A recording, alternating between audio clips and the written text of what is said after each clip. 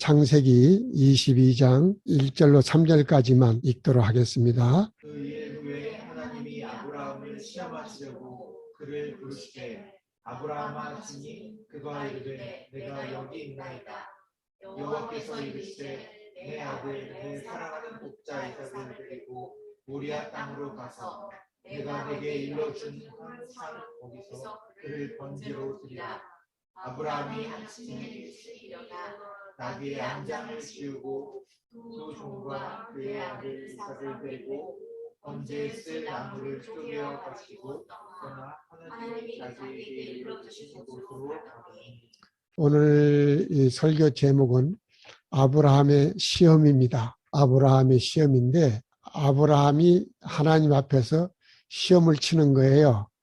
그래서 하나님께서 아브라함을 시험하사 이렇게 이삭을 너희 독자 아들을 저 모리아 산에 가서 제물로 바치라 하는 그런 내용이죠. 그러니까 하나님께서 아브라함의 믿음을 시험하신 건데 우리가 그 시험은 우리가 이제 두 가지 뜻이 있습니다. 하나는 유혹이라는 뜻이에요. 유혹, temptation이라고 해가지고 이 유혹의 목적은 우리를 유혹해서 타락시키는 것이고 그러기 위해서 하나님을 불신하도록 이렇게 만드는 거예요. 이것을 우리는 유혹이라고 이렇게 말합니다.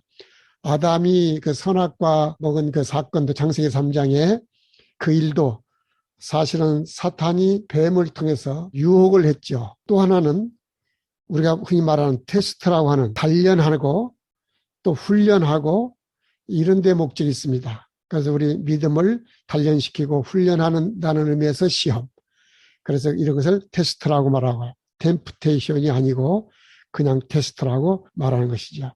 근데 이런 테스트를 하는 목적은 더 성장시키고 또 성숙시키고 발전하고 이렇게 해서 우리의 믿음이 성장하고 연단되고 우리의 사랑이 더 성숙해지고 우리의 자질과 능력이 더 자라게 하는 그런 목적으로서 시험하시는 거예요. 그런데 성경에는 이 유혹도 있고 테스트도 있고 이런 시험들이 다 같이 공존하고 있습니다.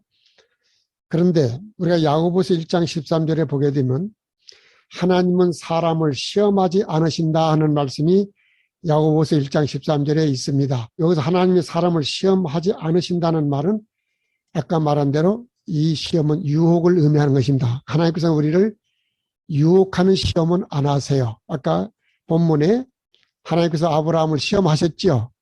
그러므로 이런 하나님은 이렇게 테스트하는 우리의 믿음을 더 증진시키는 이런 시험은 하시지만 유혹하는 시험은 하지 않는다 그런 뜻입니다. 그리고 고린도전서 10장 13절에 보게 되면 하나님은 성도가 감당하지 못할 시험을 허락하지 않으신다 그랬습니다. 그러니까 우리가 감당 못할 시험은 하지 않으신다.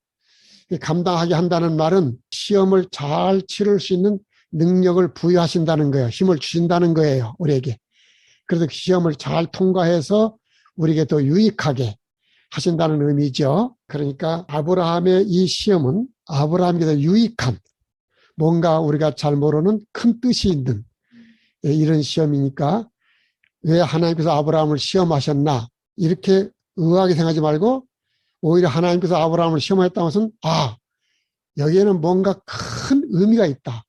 큰 뜻이 있다. 뭔가 우리가 기대를 해야 되는 거예요. 하나님께서 더 그거를 유익하게 하려고 하니까 그걸 기대를 해야죠. 그런데 이 아브라함의 이 시험이 그렇게 간단하지가 않습니다. 우리는 너무나 아브라함의 시험 혹은 아브라함의 믿음에 대해서 우리는 너무나 단순화하는 이런 경향이 있어요.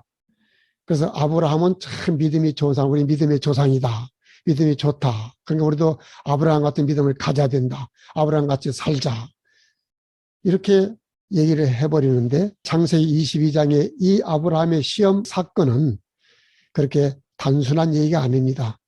여러 가지 함의를 내포하고 있어요. 굉장히 중요합니다. 먼저 우리가 이 아브라함의 시험하는 이야기를 우리가 대할 때에 어떤 문제가 발생할 수 있냐면 우리가 믿습니다. 아멘 할 것이 아니라 정신을 똑바로 차리고 이 시험 전체가 한마디로 말하면 독자인 이삭을 제물로 바치라는 얘기 아닙니까? 핵심 내용이 그거지요. 이게 보통 이야기가 아니잖아요. 아브라함을 제물로 바치려면 죽여야 돼요. 옛날에 짐승을 잡아서 정리해가지고 이렇게 하나님 앞에 제단에 바쳤죠. 그 절차도 복잡하니만. 근데 산 짐승을 죽여서 하나님 앞에 제물로 바치는 그런 대로 이해할 수 있지만 사람을 죽여서 제물로 바치라. 여러분 그냥 쉽게 아멘 할 수 있습니까? 그 여러분들의 일이라고 생각을 해보세요. 아브라함의 얘기를 하니까 아브라함은 참 믿음이 좋으니까 그랬구나. 저한테 하나님께서 그렇게 말씀한다면 저는 도저히 감당할 수 없어요. 여러분들은 아멘하고 쉽게 실천할 수 있습니까? 그렇기 때문에 한마디로 말하면 하나님의 이 명령, 하나님의 이 아들을 제물로 바쳐라, 제사를 드리라고 하는 이 이야기는 한마디로 말하면 인신제사, 사람을 제물로, 그렇죠?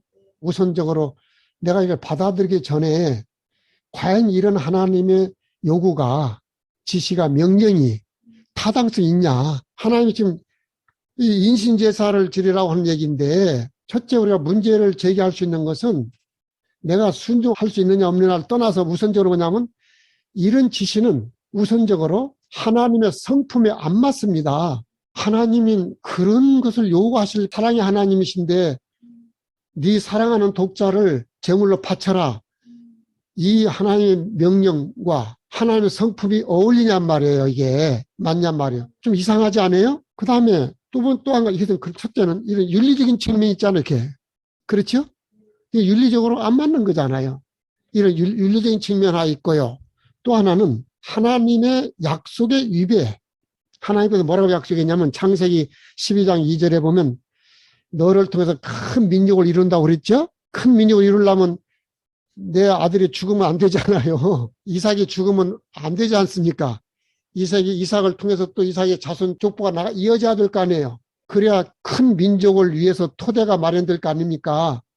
근데 그 가장 기초가 될 수 있는 이삭을 바치라. 우선 이삭부터 살아나야 큰 민족이 시작될 거 아닙니까? 근데 다시 말하면 이건 큰 민족을 이루려면 이 이삭은 큰 민족의 씨가 되는 거예요. 씨가 있어야 나무가 자라고 나무가 자라야 잎이 피고 잎이 무성하고 그래야 열매를 맺을 거 아닙니까? 근데 그 씨와 같은 이삭을 갖다가 바치라고 그러니까 이런 모순이 어디 있냐고요. 이 큰 민족을 이루려면 상속자 이삭이 있어야 되고 그래서 너는 여러 민족의 아버지가 될 거라고 창세기 17장 4절에 보면 그렇게 돼 있는데 우선 이삭이 죽으면 그런 일이 다 숲으로 돌아가잖아요. 끝나잖아요.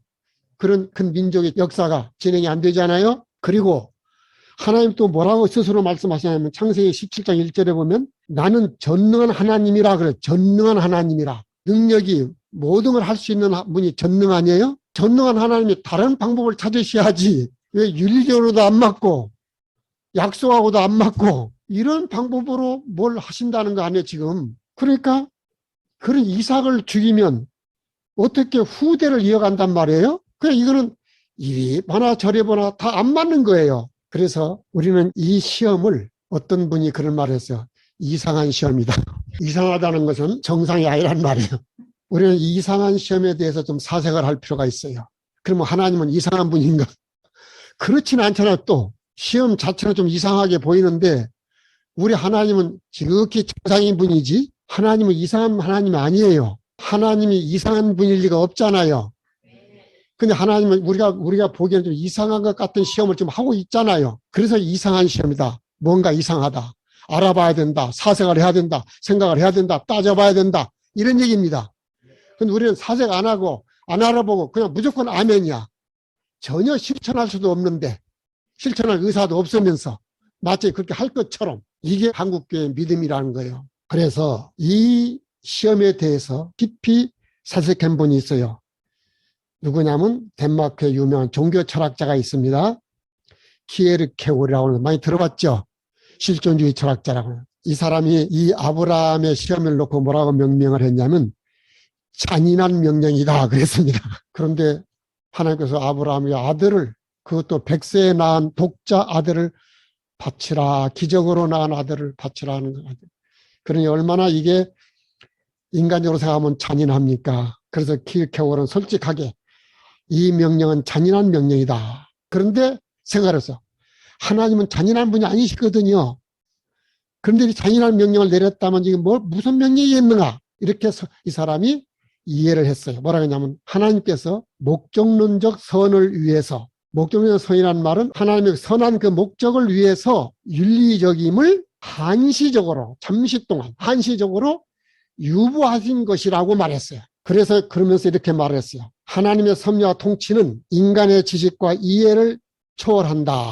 그런 측면에서 이 하나님의 명령, 이 지시를 봐야 한다. 이렇게 얘기했습니다. 그리고 하나님은 인간에게 자신을 드러내는 데 있어서 하나님이 주도권을 가지신다. 주도권. 그러니까 이 하나님, 이 명령은 이런 것들이 다 포함된 명령이다. 이렇게 얘기를 했습니다. 그런데 저는 킬케고르의 이런 견해에 대해서 그 견해가 참으로 타당한가? 그걸 다시 또 한번 생각을 하는 것입니다. 여기에는 또 우리가 보완할 부분이 있다. 유의할 부분이 있다고 생각을 합니다. 그게 뭐냐? 이 하나님의 이상한 시험, 킬케고르의 표현에 의하면 잔인한 명령, 이 명령을 일반화하면 안 된다는 것입니다. 큰 틀에서 이 사건을 우리가 일반화하면, 일반화라는 말은 모두에게 반복적으로 주어지는 것을 일반화라고 그러죠. 이렇게 할 수는 없다 하는 것이 제 견해입니다. 다시 말하면 이건 특수한 사건이지 일반화해서 아까 킬케고르의 그런 견해를 담아가지고 모두에게 일반화해서는 안 된다 하는 것입니다. 그 견해가 다소 일리가 있지만 그것을 모두에게 적용하면 안 된다는 것입니다. 그건 특수한 일로 우리가 봐야 한다는 것입니다. 다시 말하면 하나님은 아브라함을 했던 그런 시험을, 그런 명령을 우리 모두에게 요구하지 않으신다는 것이에요. 그런데 킬케고르이 이 점을 좀 간과한 것 같습니다. 우리에게 생각할 부분은 많이 기여를 했지만 우리가 여기서 이 부분을 우리가 간과해서는 안 된다. 아브라함의 우리의 믿음이 조상으로 해서 우리가 무조건 그 믿음을 다 그대로 전수받으면 안 된다는 것입니다. 따라서 우리 하나님께서는 우리의 신앙생활이 이렇게 특별한 케이스 바이 케이스 이런 식으로 특수하게 특별하게 이렇게 되기를 하나님은 원치 않으세요. 하나님께서는 우리의 신앙생활이 자연 질서와 사회 질서 내에서 지켜지기를 원하십니다. 특별한 상황 속에서 우리의 신앙생활을 원치 않으시고 우리가 살아가는 인생이 있죠. 삶. 우리는 자연 질서와 사회 질서 내에서 살고 있지 않습니까? 우리 신앙생활은 자연 질서라고 하는 틀 안에서 또 사회 질서라고 하는 틀 안에서 우리가 신앙생활 하기를 원하시는 거예요. 그것이 하나님께서 우리에게 바라시는 신앙생활입니다.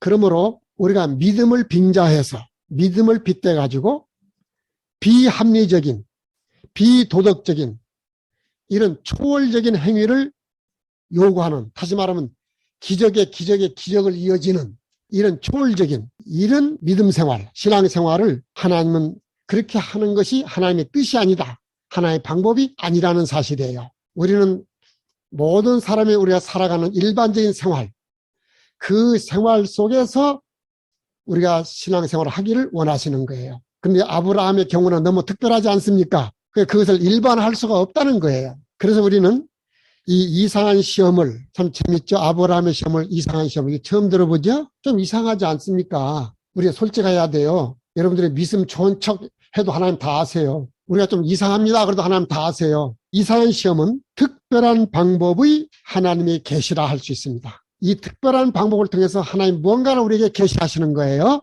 특별한 방법의 하나님의 계시다.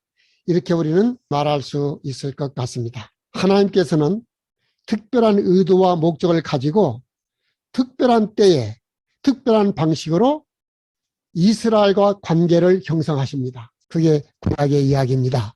예를 들면 이스라엘이 애굽에서 나올 때 홍해를 건넜죠. 그때 홍해를 배 타고 건넜습니까? 우리는 바다를 건널 때 어떻게 가죠? 수영해서 갑니까? 바다야 갈라져라 믿음으로 해서 그렇게 갈라갑니까? 모세가 지팡이를 홍해 바다를 가리키니까 쫙 갈라졌죠. 그게 홍해 도강의 방식이었죠. 이건 특별하지 않습니까? 기적이지 않습니까? 그렇죠? 여호수아가 아모리와 전쟁에서 해가 저물어 가니까 전쟁을 끝내야 되는데 깜깜하면 전쟁할 수가 없잖아요. 아얄란 골짜기 위에 태양아 머물라, 달아 머물라, 그렇죠? 여호수아 10장에 나오는 이야기예요. 여러분 성경을 열심히 읽으셔야 돼요. 그래야 설교를 들을 자격이 있어요. 이 스토리를 모르고 설교를 들으면요, 그 내용을 굉장히 반감돼요. 자, 삼손이 나귀의 턱뼈를 가지고 1000명을 죽였죠? 전쟁하는데 나귀가 죽었는데 나귀 턱뼈가 이렇게 뭐 낫처럼 생겼는가 봐요. 그 나귀 턱뼈를 가지고 무장한 군인을 1000명을 무찔렀어요. 있을 수 있어요? 없어요? 이 성경에 이런 이야기가 허다하다고요.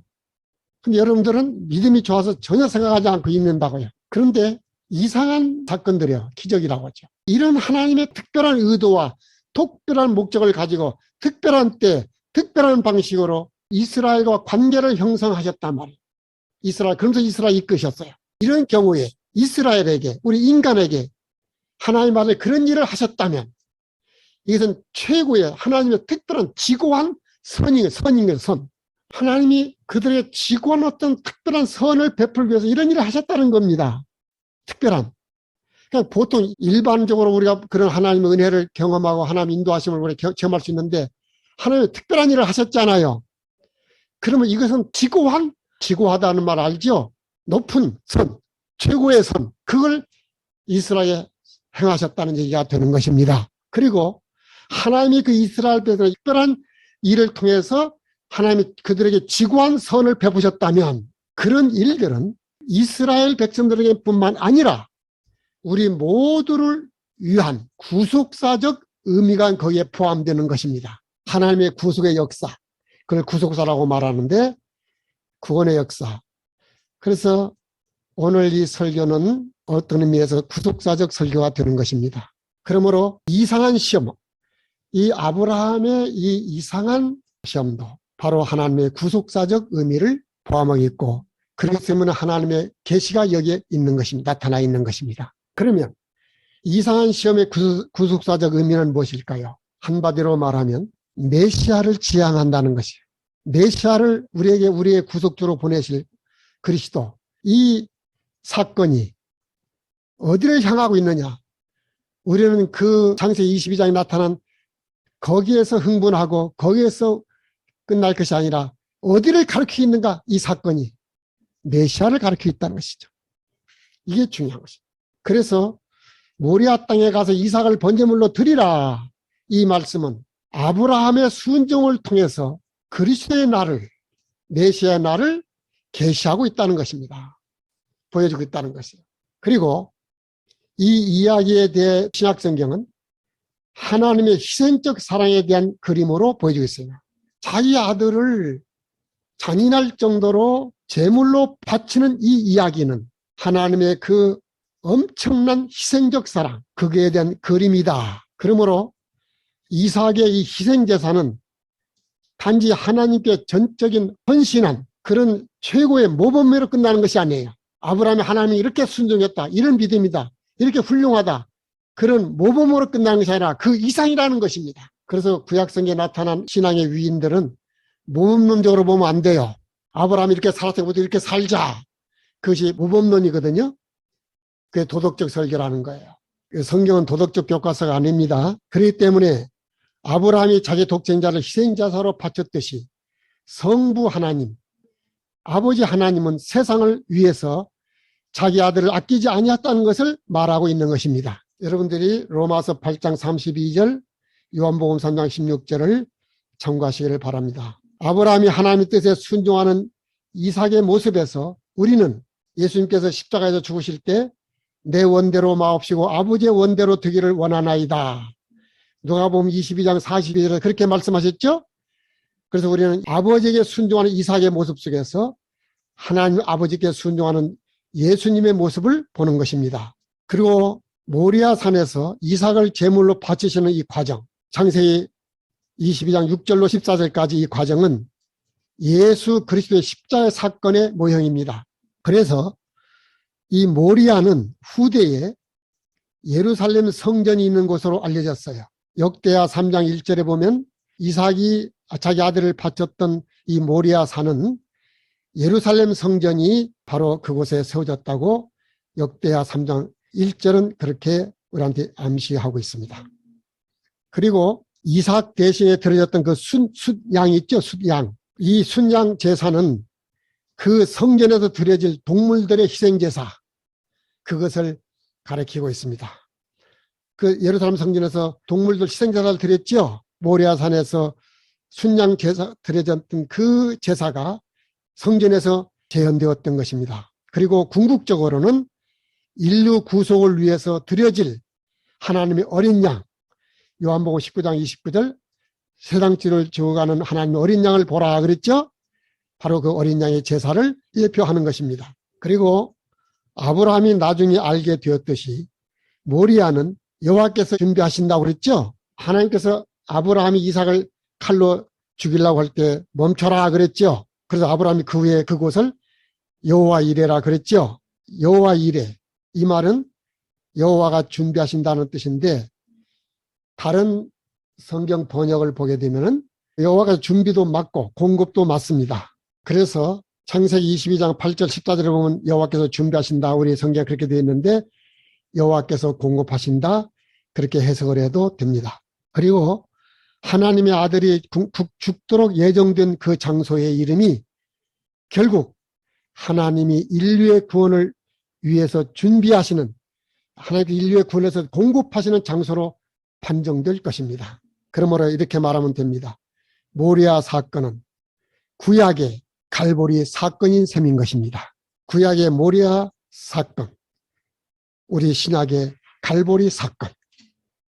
그래서 요한복음 19장 17절로 19절을 보면 갈보리에서 예수님께 어떻게 죽으시는지 그 모습이 나타나 있는 것입니다. 그 다음에 그 아브라함의 복에 대한 약속, 여러분 그 아브라함의 복에 대한 약속은 창세기 12장 2절을 보면 아브라함을 통해서 내시로 나서 큰 민족을 이룬다고 그랬죠. 그 너로 인하여 만민이 복을 받는다고 그랬죠. 바로 이런 약속, 아브라함의 씨와 그 복에 대한 약속은 결국은 아브라함의 후손으로 나실 메시아를 말하는 것입니다. 만민이 복을 받는다는 것은 아브라함의 후손으로 나실 메시아를 통해서 만민이 복을 받고 구원을 받는다는 그런 뜻이에요.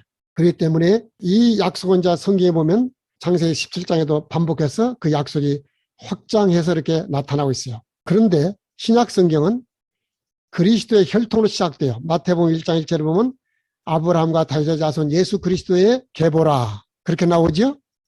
계보라면 족보라, 그렇게 나와요. 다시 말하면 아브라함으로부터 내려오는 메시아의 혈통을 통해서 예수님께서, 그리스도께서 세상에 들어오게 된 그런 정황을 신약 성경은 맨 처음 보여주고 있는 것입니다. 그러므로 아브라함과 다윗은 이스라엘 시대에 메시아에 관한 약속을 맡은 대표적인 인물, 아브라함과 다윗이에요.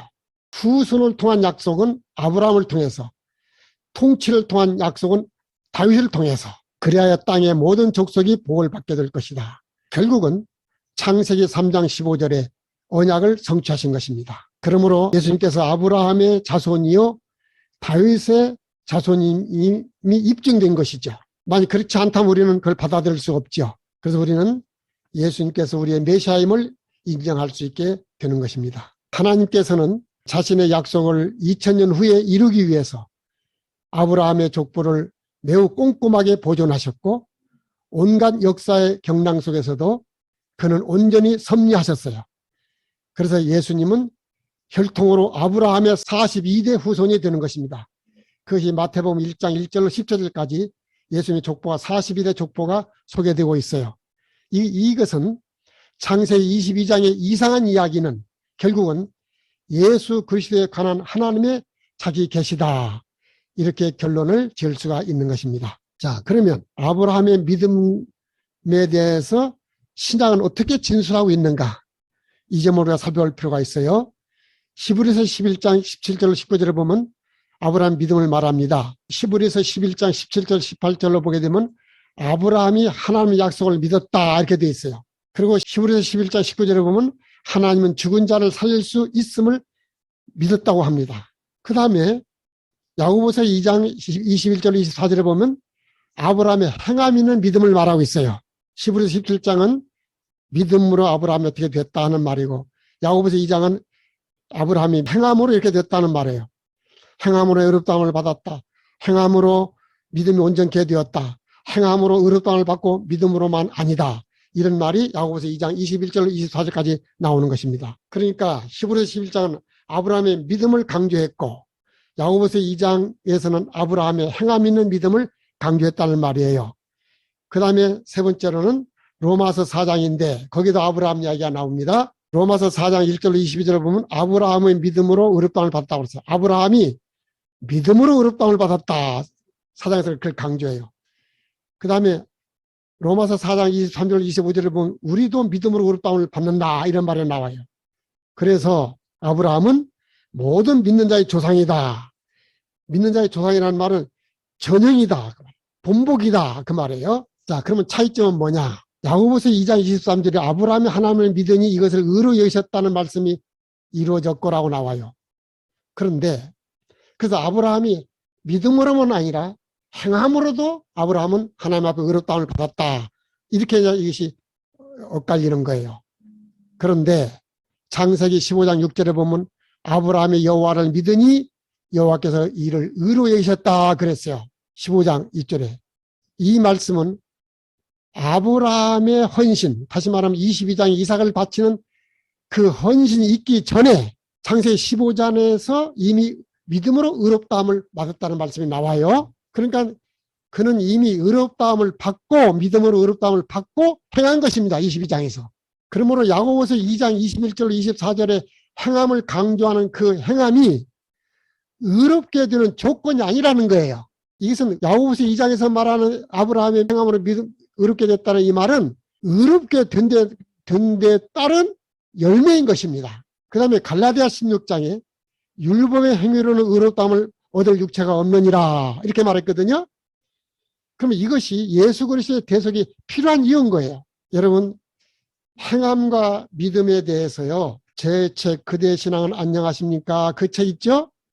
240페이지를 꼭 참조하시기를 바랍니다. 거기 행함과 믿음에 대해서 잘 정리를 해놨어요.